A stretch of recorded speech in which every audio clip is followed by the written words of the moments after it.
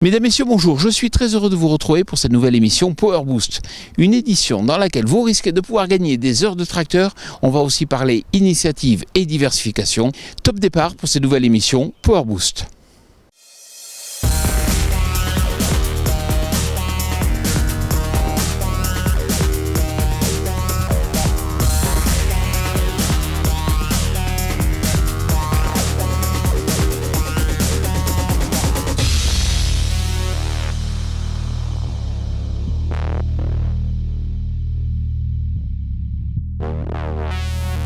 Salut le Power Booster.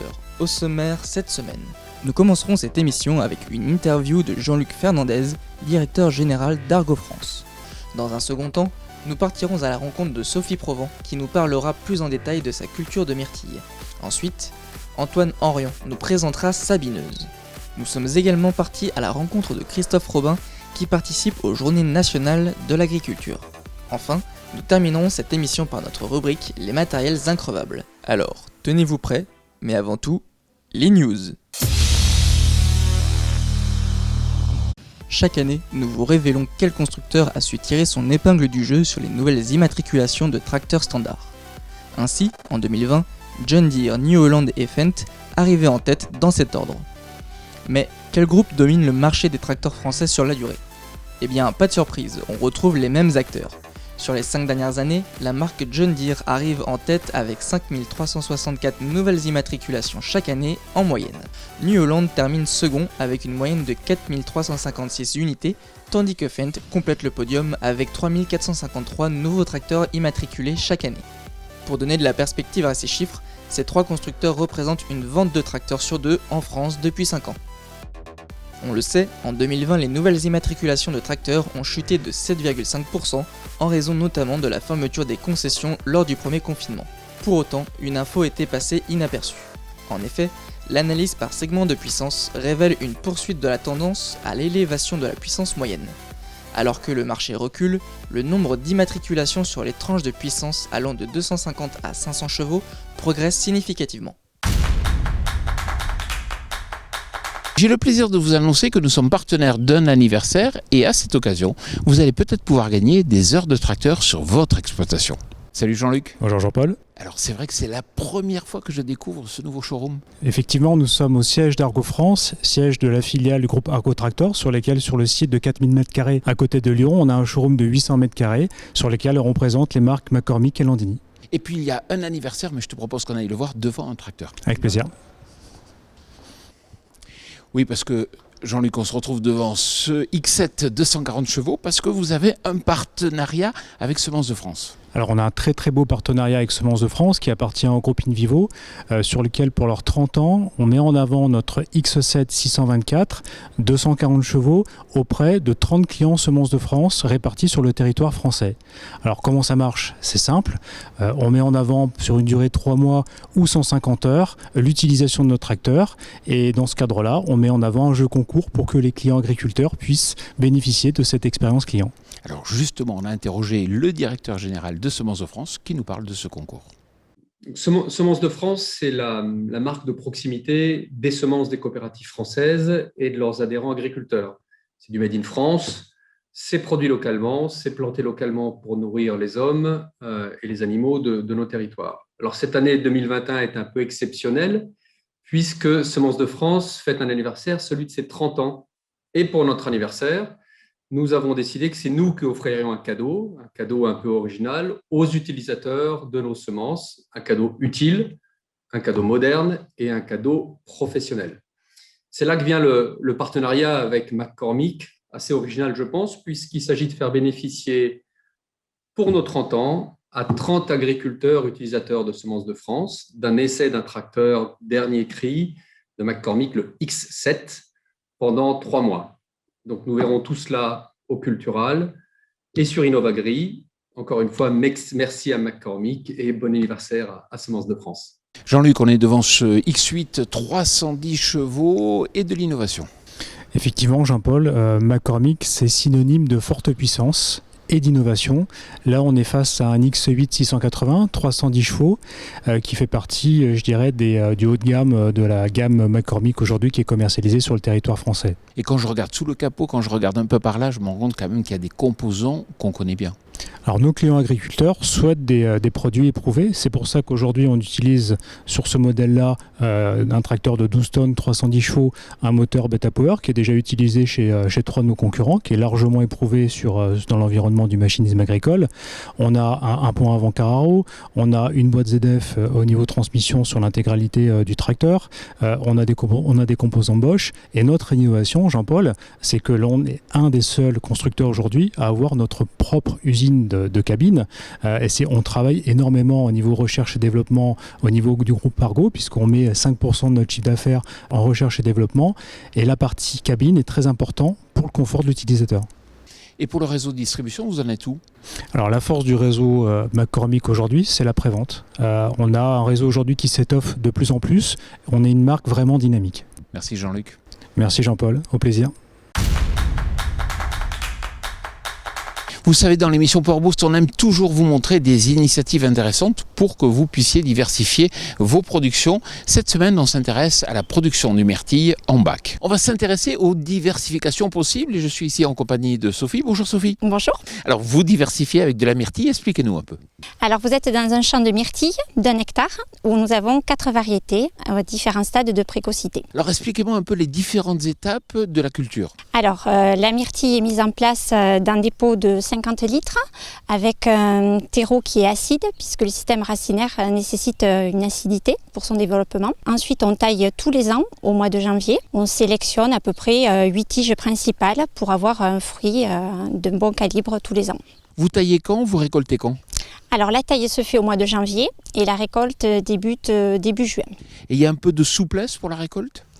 Tout dépend de la précocité du fruit, donc de début juin jusqu'à fin juillet. Les myrtillers, ça pousse en montagne, vous n'avez pas dû trop subir le gel? Malheureusement, si, cette année, les différentes variétés ont été touchées, de l'ordre de 10% à peu près. Est-ce que c'est une culture qui demande beaucoup de main-d'œuvre? Oui, la main-d'œuvre est importante et essentielle pour le ramassage, puisque tout se fait à la main. Donc, il faut passer régulièrement pour avoir le fruit à maturité. Pour la récolte des myrtilles, il faut prévoir à peu près 10 personnes à l'hectare. Est-ce que c'est un marché qui est en plein développement? Oui, tout à fait. Les consommateurs attendent la production française au mois de juin, tous les ans. Et au final, est-ce que c'est rémunérateur pour le producteur? Oui, le prix payé au producteur est de 10 € et le coût de production est de 8 €. Merci Sophie. Merci à vous. Vous le savez, dans l'émission Power Boost, on donne souvent l'avis aux utilisateurs. Cette semaine, nous nous intéressons à une bineuse.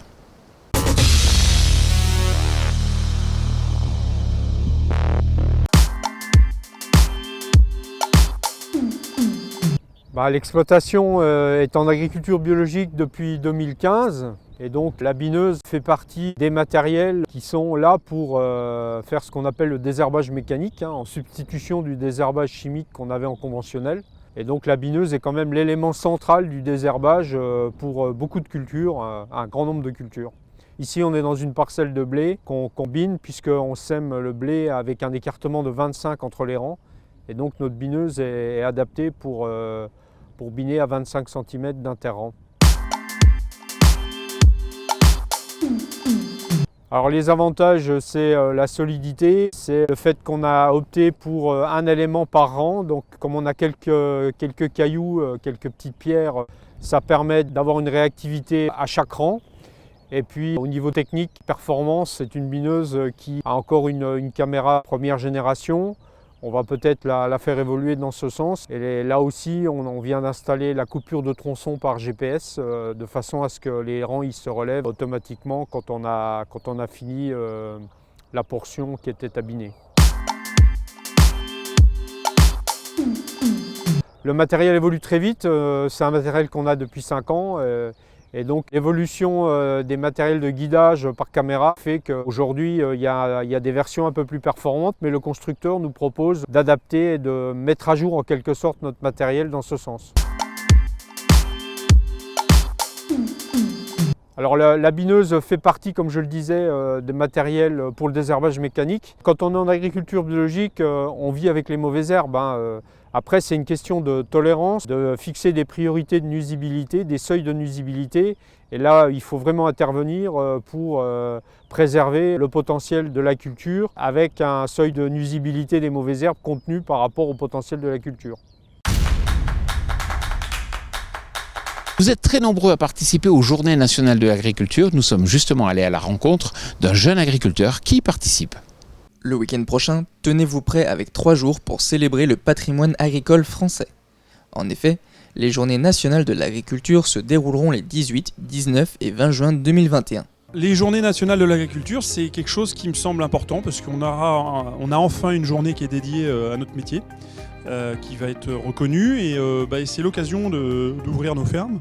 Donc nous serons présents donc, le 19 notamment le 19 juin et notre ferme sera ouverte pour notamment la boutique et puis les petits curieux pour visiter la ferme et disponible pour encore une fois expliquer la façon dont on travaille. Ils sont plus qu'amortis, ils ne coûtent presque plus rien et pourtant ils marchent toujours bien. C'est notre brique, l'increvable.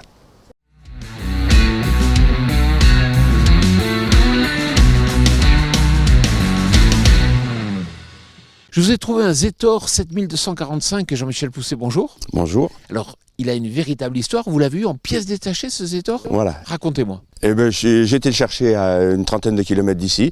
J'ai trouvé ça un peu par hasard. Comme j'aime un petit peu la mécanique, donc j'ai ramené ça. Puis je me suis sali les mains en remontant ça. Puis je l'ai équipé. Et puis depuis 15 ans, il fonctionne, il fait le travail qu'on lui demande sans rechigner et surtout sans frais. Alors dites-moi un peu, vous ne l'avez pas payé cher au départ ? Non, je l'ai acheté 700 €. Et aujourd'hui, ils vous rendent de vrais services ? De vrais services, parce que je l'ai acheté à l'époque, on avait encore de l'élevage. C'est lui qui donne à manger tout l'hiver pour les animaux. Depuis qu'on n'a plus d'animaux, il est un peu plus en pré-retraite.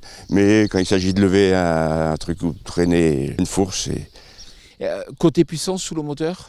Ça fait 70 chevaux. C'est des véritables chevaux. C'est pas nerveux, il y a un confort sommaire. Mais pour l'utilisation qu'on en a à faire, c'est parfait. Et ça démarre au quart de tour ? Au quart de tour, jamais de soucis. On monte dessus, on tourne la clé et on part. Et combien d'heures il a à peu près ? Il est aux alentours de 6000 heures à peu près depuis. Là, moi, je lui ai fait faire au moins 2000 heures. Vous voulez pas le vendre ? Ah, surtout pas. Surtout pas. Merci Jean-Michel. De rien. Voilà, cette émission Power Boost touche à sa fin. Je vous souhaite bien sûr une excellente semaine et je vous rappelle que vous pouvez compléter votre information sur le machinisme en lisant notre média partenaire machinisme-actualité.com. Je vous souhaite une excellente semaine.